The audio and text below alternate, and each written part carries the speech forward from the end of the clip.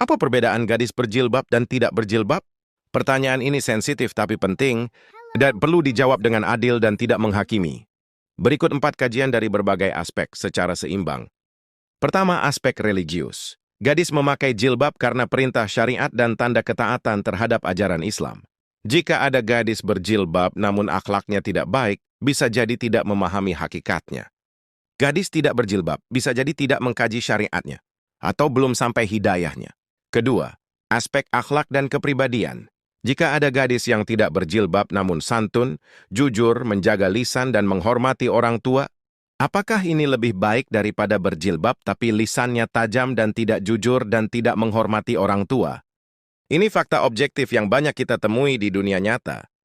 Apakah ini lebih baik menurut Islam?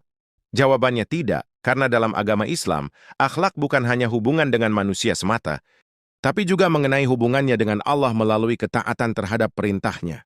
Menutup aurat adalah perintah Allah, bukan soal adab semata, tapi soal ketaatan.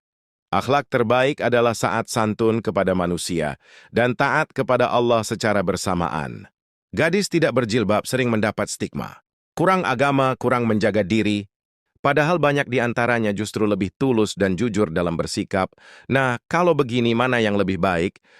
Catatan penting, bagi yang sudah berjilbab jangan merasa lebih bila belum bisa menjaga akhlak.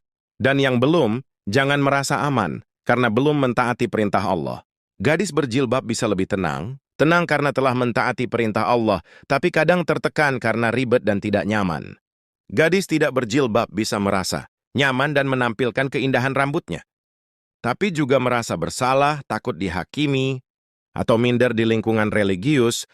Artinya kedua keadaan ini bisa sama-sama berjuang secara batin.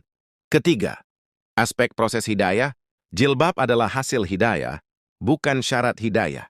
Banyak perempuan berkata, memperbaiki iman atau hati dulu, akhlak, baru berjilbab.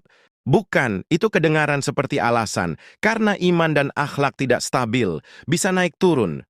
Keempat, aspek kesalahan berpikir yang perlu diluruskan. Gadis berjilbab pasti lebih baik. Tidak berjilbab berarti rusak.